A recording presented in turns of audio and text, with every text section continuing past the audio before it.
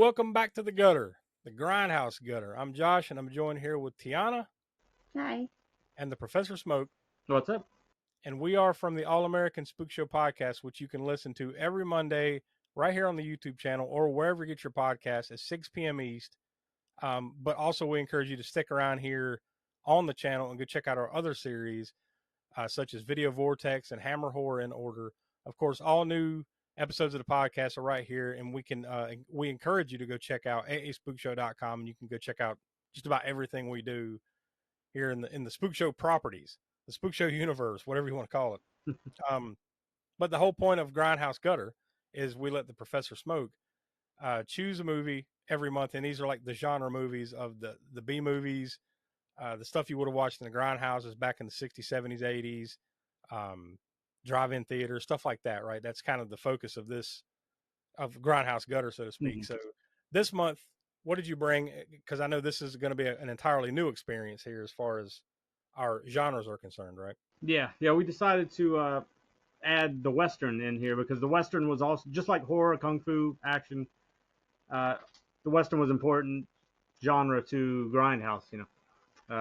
Anything from actually, I mean, not that necessarily we'll get to the super big budget ones, but technically any number of Clint Eastwood's Westerns or even mainstream Westerns at the time would have been shown in the grindhouses, that all the way down to your most exploitative titles like Cutthroats 9 or something like that.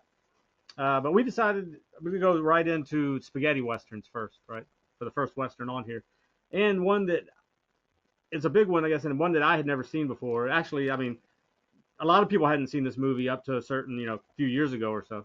It was kind of a lost cult film for a while there, and then it was brought back and remastered and all that good stuff. So I've been wanting to kind of see it, so this is a good, perfect chance to do that. Might as well do the inaugural Western episode of the Grindhouse with Sergio Corbucci's The Great Silence from 1968, I believe it was. Now, we do not go into total spoiler territory. I'm going to put that out right now on this. Usually on the proper podcast, we do. We spoil a movie. If you haven't seen it, we warn you, or at least we try to. This, we're not going to give away spoilers because I think there's something about this movie.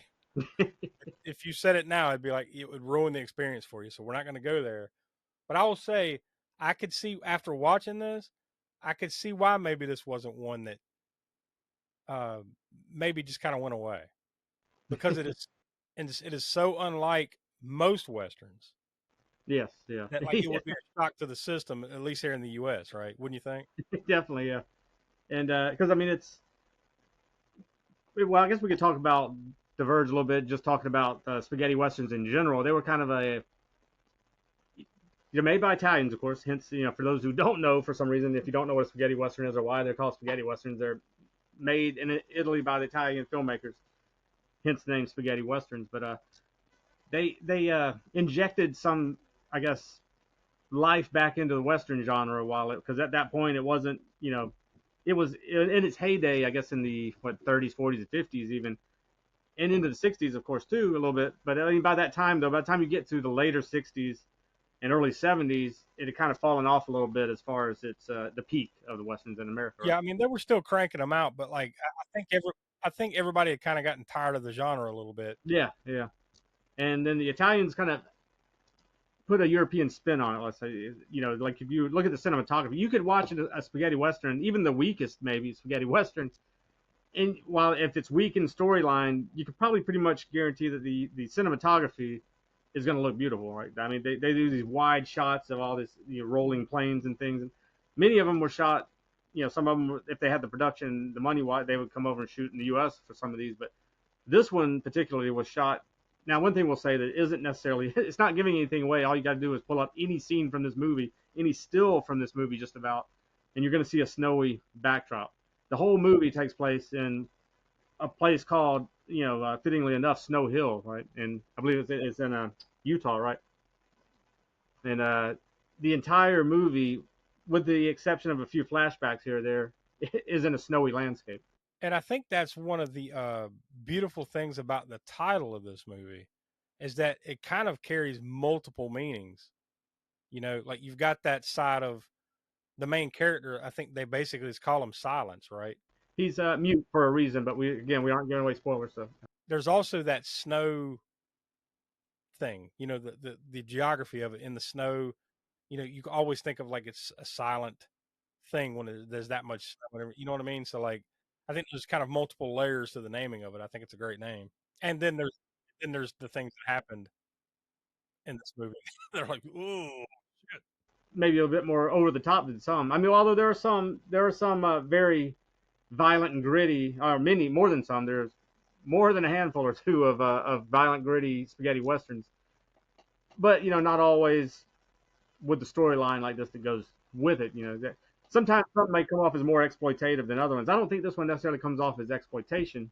No, I mean, you like, the violence that's there for Yeah, sure. oh, definitely, yeah, definitely. But it's not like nonstop. It's like in Yeah, moments, big yeah. moments. It is a bit gratuitous here or there, but not overly so that it, like I said, steps into complete, straight up exploitation territory necessarily. And it's not that just doing it to do it thing either. Like, I think when it does happen, it means something in this movie.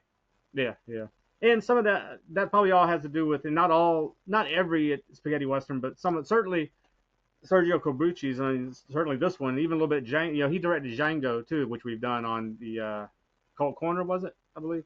Yeah, that was on the So, podcast. so technically, I guess we have done at least one. Well, we've done a few westerns here or there, but usually they tie into. That's the only non-horror one. The other one that we've done on the podcast, nowhere near the league of any of these is what was it?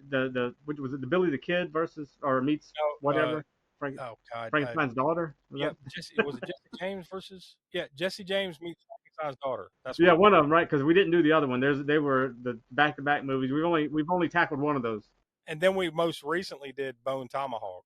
That's right. Yeah. So now we've done at least 3 westerns on various parts of the podcast, but this is the first one here for the Grindhouse. But he wasn't the only one to do this. There were a few more than a few spaghetti westerns that were basically revisionist type western stories, right?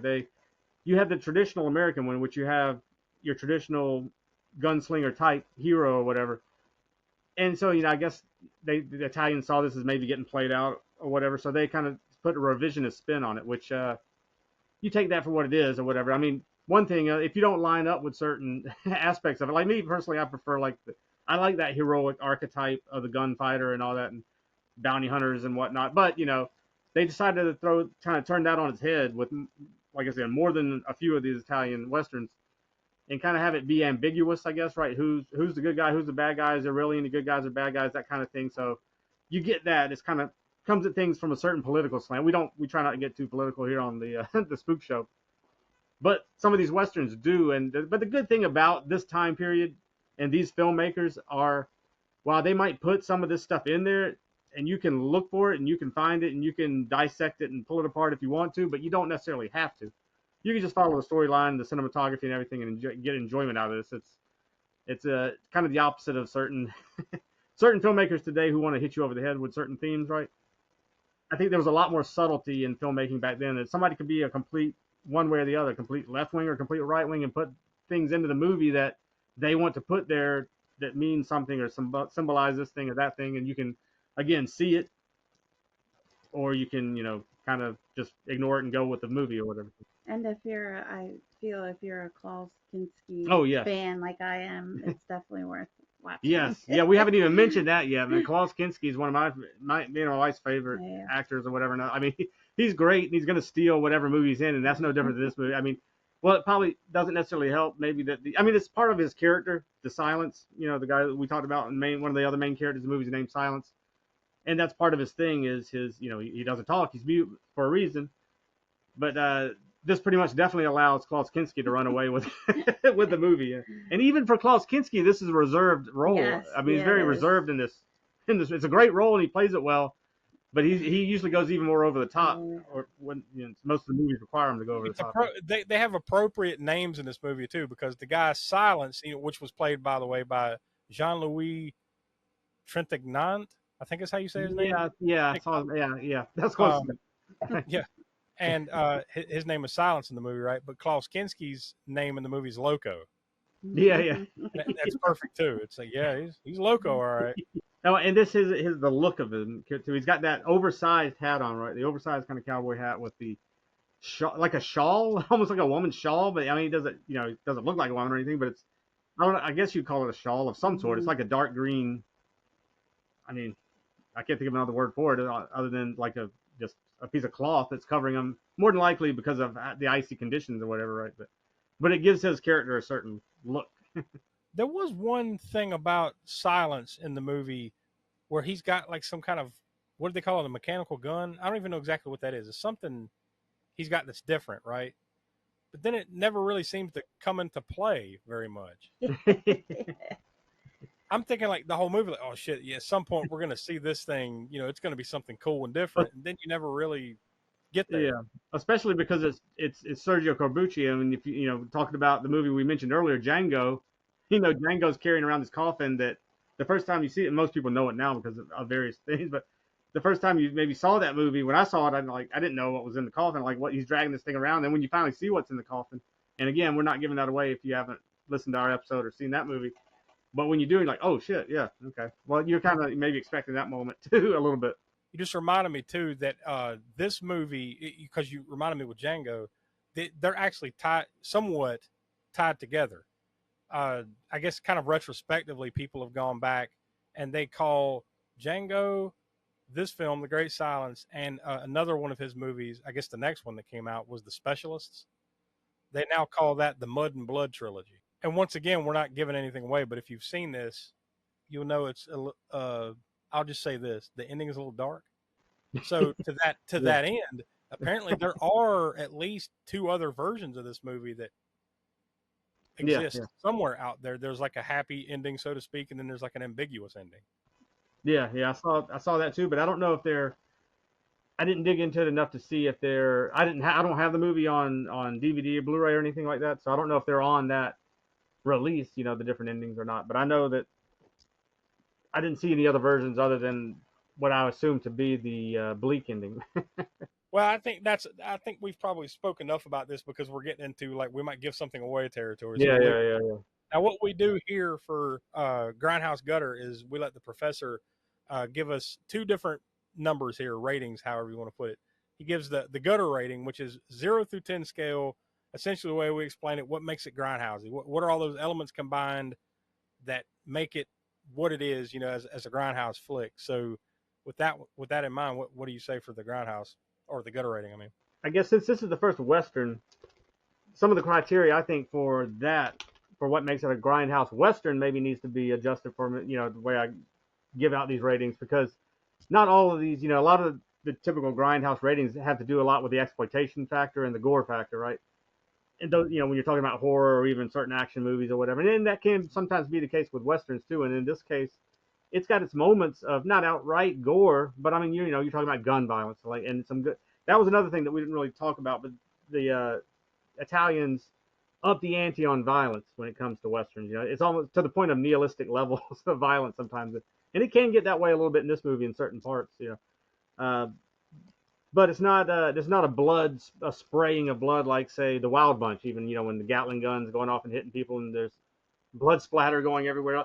There's blood, and I don't even know if there's any necessarily squibs of people getting shot and blood splattering like a squib, but there's usually aftermath effects of gunshots. And things like blood coming out of their mouth or something. Stuff like that. More that kind of thing.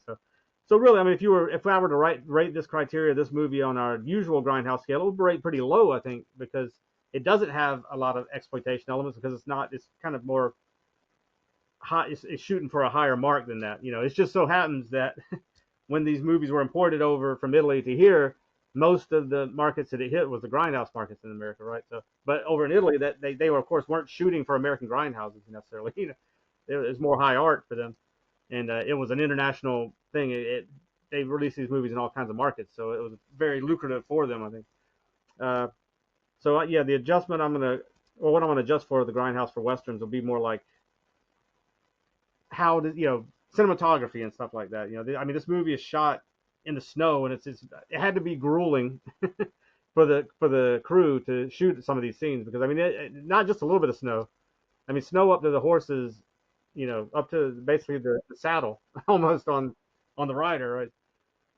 So I mean, there was some pretty good. So that cinematography, that's going to play a key role, I think, in what I think is what people went to the Grindhouse to watch these Westerns for, especially the Italian ones. A different look, it has a very European feel. It's just it's different.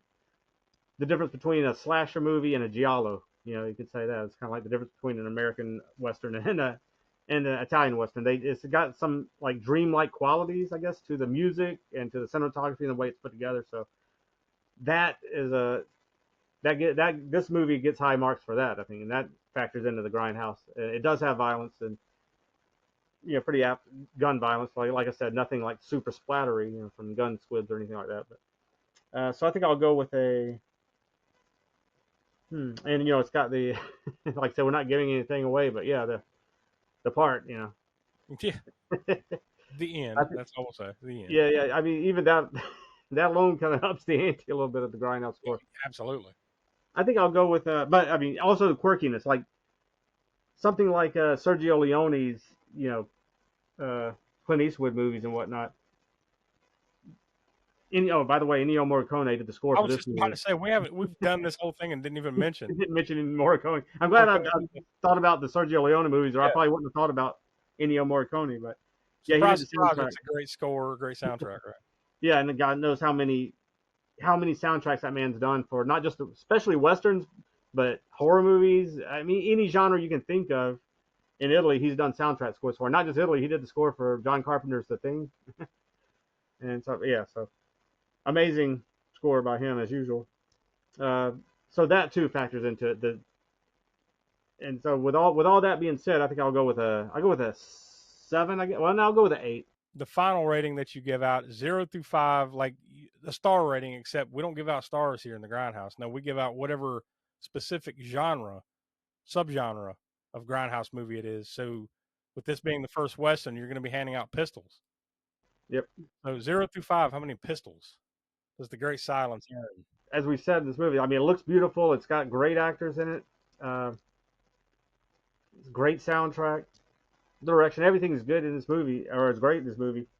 Now, like I said, the revisionism is going to depend on where you land, and like the whole. It's kind of like, to me, sort of like the comics. Let's say if you take comic books, you take Superman, Batman, and all that from when they first started, and they had this traditional heroic slant to them, right? Because that's what they were. But then you get into the 80s and you have this sort of revisionist kind of takes over, like Alan Moore and who was it that did Frank Miller? Frank Miller. Yeah. So you get the more ambiguous type things that come into play, like who's is the villains really that bad? Who's the real villain? Who's the you get this ambiguity that comes into it, and where you fall in those kind of depends on how you're going to feel about what direction some of the movies and some of these westerns go, or whatever. So, and this one does lean a little bit heavy into that. But again, like I said, you can ignore all that, and I'm not going to base the rating on that per se. But let's say I don't necessarily gel with the politics of it. But I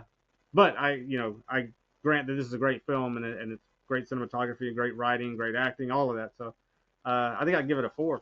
Solid numbers all around. So the smoke, the smoke. The smoke is handed out by the Professor Smoke. He highly recommends it, obviously, and I think we all do. Tiana, you enjoyed it as well? Yeah. Yeah. Where do you stand on Westerns generally? Do you like them? I mean, I know you said once your dad's a huge Western fan, right? Yeah. Love them, yeah. Yeah, like both of your dad. My dad. You go over to my dad's house right now, and I guarantee you he's watching, the Western Channel is on right now. He's just watching that one part from Bone Tomahawk, and trust me, if you've seen Bone Tomahawk, you know what part I'm talking about. He's watching that on a loop for some reason. Anyways, yeah. So there we go. That's The Great Silence. We highly recommend it. Go check it out if you haven't. We have not spoiled it, and trust me, that's for good reason. You need to see it. Yeah. Also, Quentin Tarantino's Hateful Eight. If you've seen that, he got a lot of visual cues, certainly from this movie. Oh, because of that snowy landscape. Absolutely, you can see that. Next month, what are we gonna? Obviously, we're moving away from Western. So, in the month of May, what are we gonna be watching? It's been a little while since we got around to the action genre of our subgenre of Grindhouse movies. So, we're gonna.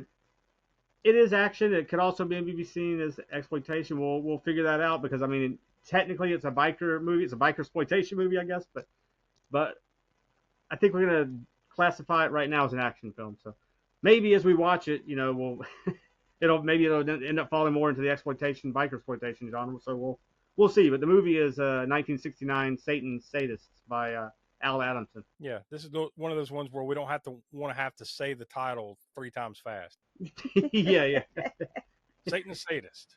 That's one is enough. But yeah, there you go. One that I can't even remember if I have seen it. It was once back in the video rental days. I mean, I certainly remember the cover, and I'd seen quite a few biker movies back then, and maybe I did see this one, and the name, of course, sticks out. So it's, I just don't remember it specifically. Yeah, and I'm pretty sure I haven't seen it unless Mystery Science Theater 3000 did it back in the days. Unless they did it, I seriously doubt I've ever seen it. So if you want to go hunt down a copy of Satan's Sadist, check it out, and then join us next month for the next Grindhouse Gutter. So for Tiana, Professor Smoke, I'm Josh. We're from the All American Spook Show podcast, which you can get every Monday at 6 p.m. East, right here on the YouTube channel or wherever you get your podcast.